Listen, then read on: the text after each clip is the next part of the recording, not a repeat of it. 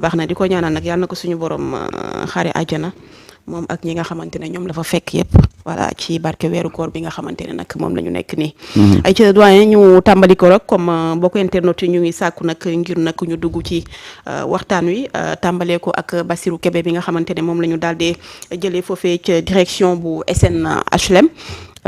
mu nekk xibaar bi nga xamante ne aussi démb gis nañ ko ci ndajeem conseil des ministres yi mais la première question doyen mooy lan moo waral ba ñu jëlee Bassirou Kébé ci direction SNHLM lan moo sabab sanction bi.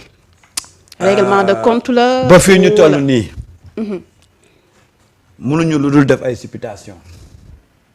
ba fii ñu toll nii mënuñu def lu dul ay supposition def ay di jéem a rapprocher ay sorties di xool mais jusqu'à présent personne ne sait lan moo waral ñu jële ko foofu en tout cas de façon officielle il y a nulle part où on a écrit le motif bi ñu ko jëlee foofu jusqu'à présent waaw nit ñi dañuy def rek lu dul def ay commentaires def ay analyses jéem a jàngat xool par rapport ak ces dernières sorties est-ce que mais de façon officielle moom ci boppam sax nday mbili gi buñ ko toppoon ci ni mu ko waxee amaana na sax duñ ko sori parce que Bassirou Kébé xam nga lu mu wax dena mu ngi gis na seen soutien yëpp mais c'est un non-événement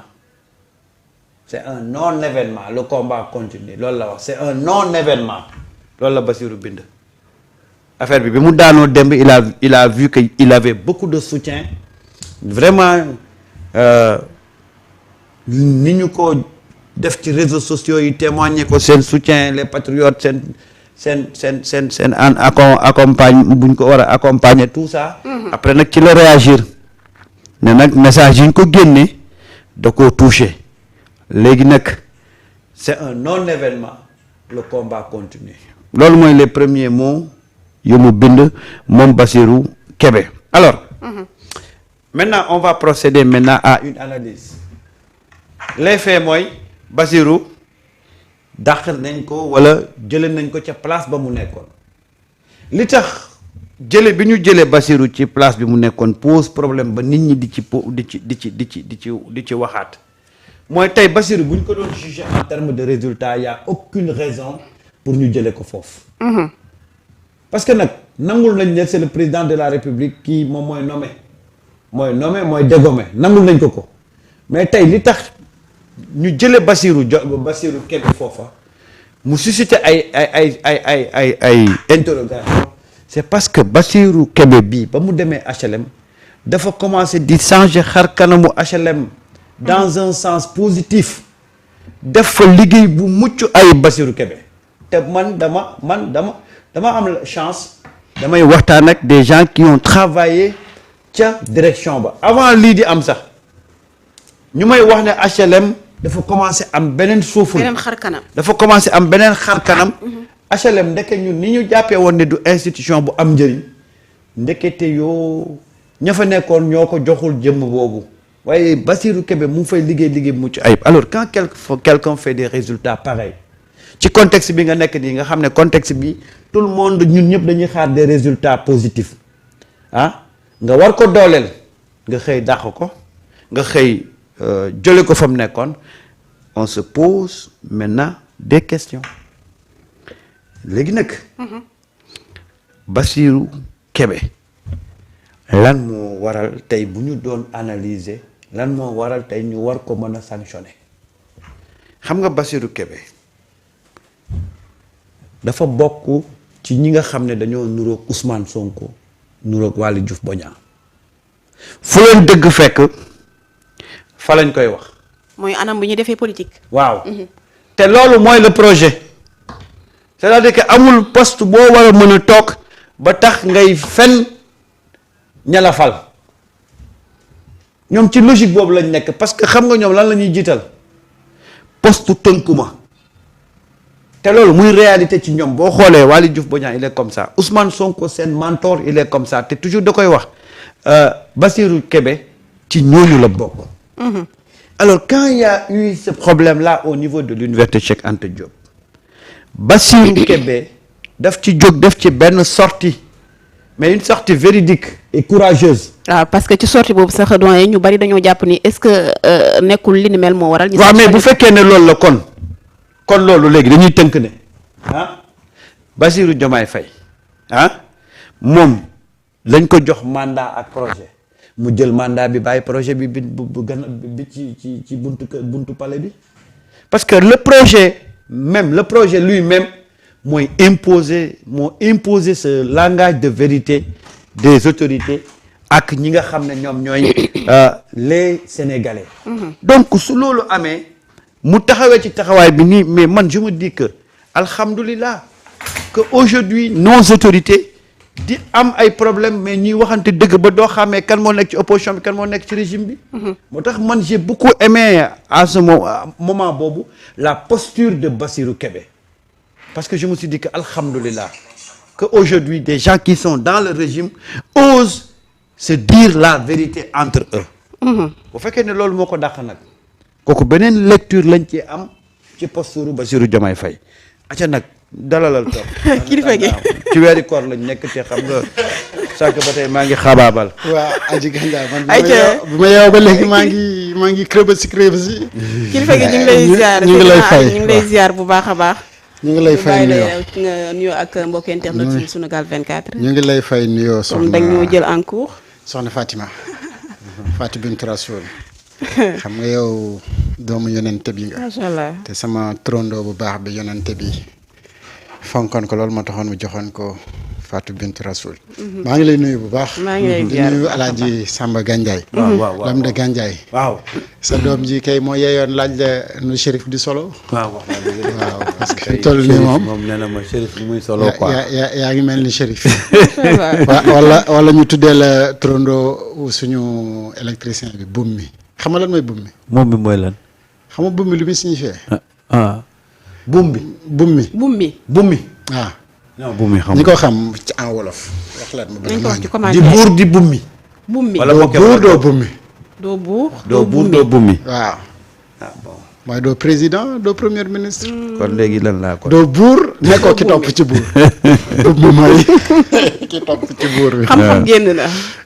donc buum mi mooy ki topp ci buur bi. macha bu ñu allah koy misaal si jamono tey mooy Ousmane Sonko. mooy premier ministre. waaw. di nuyu ku la internet du Sunugal 24. di jéggalu si retard bi maa ngi la fekk fa am solo. ci mbirum. Bassirou Kébé. Bassirou Kébé mais dinaa ñëwaat tuuti ci libération xam nga man fan yii. ma nekk waa libération collaboration. collaboration la. waaw lii nga xamante ni ndeysaan moom la ñu mujjee échanger wante sax. mais nag Bassirou Kébé parce que on s'est vu il y a pas longtemps samedi passé Kër Massar bi muy def conférence politique bi ñu invité woon. et moom it bokkoon na si ñi nga xamante ni ñoo ko doon animé il a pris pratiquement même langage bi que Waly Diouf Bodian que moom nekku fi di tagg maamu kenn. xoolul lu neex Samba wala Demba. dafa choisir Ousmane Sonko par ses qualités ses compétences. ak droiture bi nga xamante ni moom la nekk. c'est-à-dire il se retrouve dans Ousmane Sonko lui-même. et après il te dit que poste tënkuma. c'est-à-dire sama liberté du ne damay am poste ba liberté boobu noonu du ma ko am. ci prise de position yi nga xamante ni moom laa war a jël. et là il s'agit donc d'une question boo nga xamante ni moom am mais yemul ci loolu. moom Bassirou ci profil WhatsApp am sax dafa dem def fa image yu xale bi c'est-à-dire xale bi bi mu faatoo université moom dafa jël image yu xale bi def ko profil WhatsApp am et mu nekk lu nga xamante ni lu un peu rare ci ku nekk ci biir. gouvernement est-ce que tey li mu critiquer gouvernement wala li mu osé quand même indi rupture ci démarche politique yi nga xamante ni moom la ñu yàgg a xam loolu moom moo ko génnee foofu ou pas mais en tout cas soo ko xoolee da ngay xam ne démarche yi nga xamante ni moom rek la jël ngay xam ne lii moom moo war a tax ñu war ko génnee fi nga xamante ni moom la parce que dafa def benn position politique et à partir de position bi nga xamante ni moom la am nga gis ne dafa am ay décision politique yoo nga xamante ni dafa am seen affaire boobu di taal lu sedd lii. wala li ko wax. da ngaa doxee naaj nag. da ngaa doxee tàng. mais même sax tey sax mais tey dafa tàng. tey daf ñu piégé tey ki yor climat bi daf ñoo parce que waxante wuñu woon lii. tey dafa tàng. donc moom Bassirou nga gis ne position ak rupture yi nga xamante ne am na ko ba même dans sa gestion parce que bu fekkee ni da ngay def une évaluation ci ñi nga xamante ni am nañ poste de nomination ñi def ay résultats wala direction yi nga xamante ni ñoom la ñu nekk da ngay gis ne moom bokk na ci les meilleurs directeurs généraux yi nga xamante ni jox nañ leen ay direction bi mu ñëwee SNHLM mais dafa innover lu bëri ci SNHLM indi benn rupture def d'abord li nga xamante ni moom mooy audit ba xam lan mooy véritable problème bi pour apporter ay solutions. et def ay projets yoo nga xamante ni à court long et moyen terme ba fi mu toll nii boo demee SNHLM ñu wax la diggante bi fi Bassirou ñëwee ak fi mu toll nii li mu def ci évolution en chiffre d'affaires ak ay projets innovants ak yu mel noonu mais da ngay xam ne kii bu mérité wul promotion. mérité wul ñu di ko limoger maintenant nag question yi mën na bëri ndax dañ koy déplacer parce que c'est stratégique. absolument dañ koy déplacer yóbbu ko feneen fu nga xamante ni. ça aussi gis na moom profilam ak li nga xamante ni noonu lay manager loolu mën na fa indi beneen touche bu nga xamante ni comme léegi teg na kër gi ci raay dawal rek moom moo ci des donc li ci des jafewul wala. c'est parce que dafa am ay proposition politique yoo xamante ni am na loolu dañ si ñëw dinaa ñëw léegi si la réaction moom pratique c'est première réaction mooy c'est un non-événement. le combat continue. alors dinaa ñëw léegi ci réaction wu geneen kilifa gu mag ci mbir moomu. mais li ngay mën a jàngat ci loolu mooy alors c'est une leçon politique bu kenn ku si nekk à ton niveau. selon les informations yi nga yor nga def ci une analyse.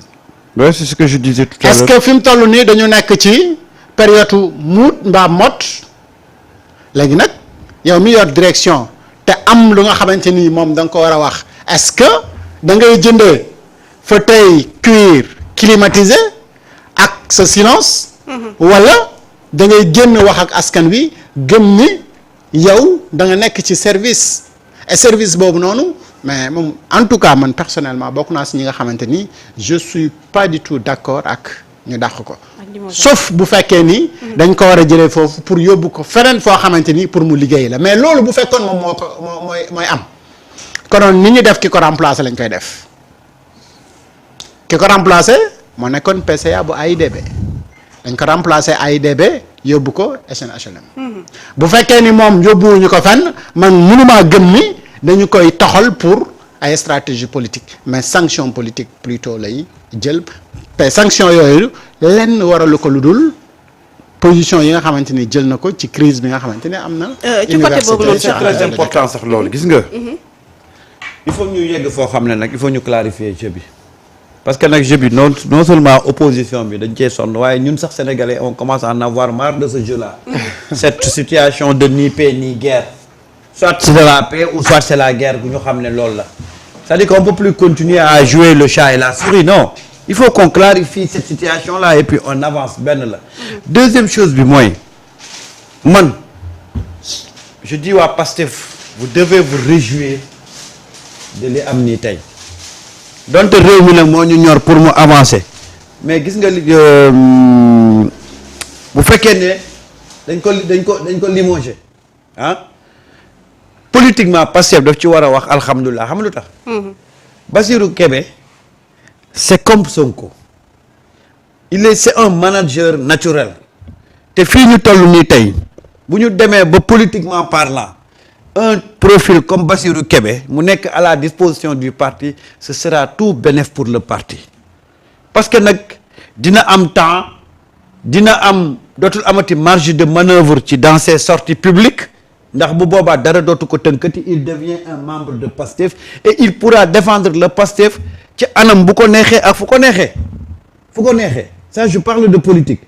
Ce qui est dommage c'est un jeune qui a commencé à redresser une boîte qui a été une boîte pendant des années une boîte à problème c'est dommage que pour des considérations je sais pas quoi pour des questions de je sais pas quoi ñu bëgg ko jële foofu pour créer benn cassure ci dynamique bi boîte bi nekkoon parce que nag tous les travailleurs à l'unanimité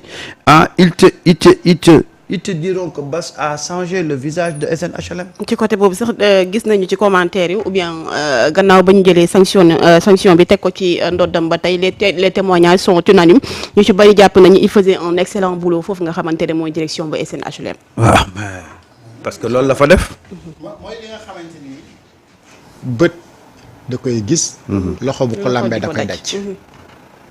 da lay wax ay chiffres. wax la exactement li ci am évaluation wu les 100 000 logements moom moo ko def ne la en réalité li la fi gars yi wax ne loolu moom mooy am ci logement te man yàlla daf ma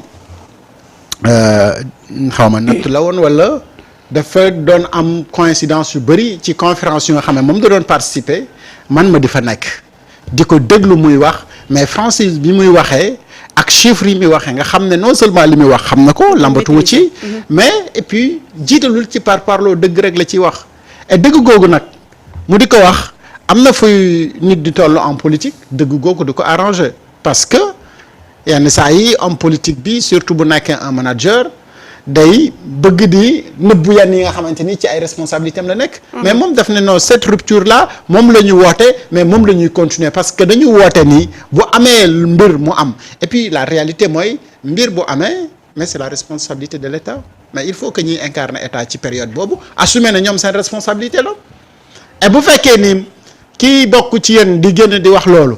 mënoo leen ko wax mais merci beaucoup frère pour les vérités yi nga xamante ni yaa ngi koy wax parce que bu ko waxul à la place keneen moo koy wax et lan la lay indil bu fekkee ni ñooñu nekkuñu di leen continuer di leen topp ndax moom mais dañuy dem ci geneen wet gi donc politiquement parlant da ngay gis ne courage ak démarche bi nga xamante ni amoon na mais c'était benn démarche boo nga xamante ne doon renforcer plutôt parti bi bu bokk wala quoi mais bu fekkee ni nag dafa am ñaari mbir parce que dafa am Diomaye président am Pastef les patriotes c'est ce qui sont identifiés Pastef les patriotes et qui défendent les idéaux de Ousmane Sonko et am na ku nga xamante ni tey am na ci sanction mais ñeneen ñi nga xamante ni ñoom la ñu gis na ñoom ñooy incarner idéaux yëpp à part moom Waly Diouf Bodiang nga ci dégg et après est-ce que port du ñàkk directeur am bon ça c'est des ah mais boobaa nag et les autres ñi nga xamante ni dañu féete woon ci Ousmane Sonko à part les députés mais ñeneen ñëpp dañ ne pat c'est quoi le problème lan mooy mot d'ordre bi et cetera voilà des choses yu nga xamante ni après moom mooy tax kii def une analyse politique de réfléchir. mais nag bu boobaa nag en tout cas ça c'est acte politique la bu nga xamante ni. acte politique la bu nga xamante ni man su ma doon Ousmane Sonko rek dama koy bindal je prends acte. waaw mais gis nga am na foo xam ne bu ñu fa tollee. Ousmane devra réagir. parce que nag Ousmane pour la réussite de son projet là il a choisi des hommes ñi mu jàpp ne par rapport ak domaine yi mu leen di affecté ñooñu ils peuvent lui apporter des résultats mu teg leen fa.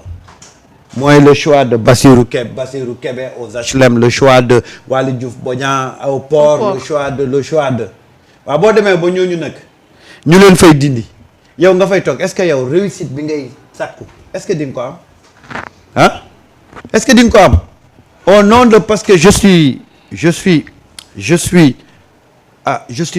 foncièrement pro Sonko que man dañ ma fa war a jëlee parce que boobaa nag ces hommes là yi nga xam ne ñoom nga indi pour jëmmal projet bi mais si on les écarte est-ce que le projet va aboutir est-ce que le projet va aboutir deuxième chose nag mooy man li may wax rek venant de Diomaye rien ne me surprend xam nga nag il faut qu'on soit conséquent parce que keroog ba Diomaye taxawee coalition bi ñëpp dañoo d'accord ne daal Diomaye lu mu defati du leen bett ñëpp a ko d'accord ah tey bu xëyee jëlee fa Bassirou Kébé ben nañ ko mettre ci compte ne moom jox nañ ko mandat mais projet am lay doxal xam nga dañ ko jox mandat jox ko projet mais projet boobu da koy jël bàyyi ko ci buntu bi jël projet am léegi yor na seen mandat mais projet am lay jëmal di doxal projet. Et depuis qu'on a parlé de la mise en place de cette coalition-là, mais man, rien ne peut plus me surprendre de ce côté-là. Parce que nag, à un certain moment donné, il faut que cette coalition-là serve à quelque chose. Ñu membre de coalition bi il faut que ñu ne ko nag waa ñun doo ñu fi teg nii rek ni yekk bu naqari ñu toog rek ah te amuñu benn rôle amuñu benn mission ah waaw donc nag parce que nag sa coalition là est en train de disparaître hein, parce que bañ leen tegee ba tey amuñu benn njëriñ defuñu fi dara moo tax ma ne la il pose des actes et que les gens soient conséquents comme ñoom jël nañ seen léegi xaaral nañu lu mu def rek muy noonu nga avancé may ma ngeen ma ko mayee rek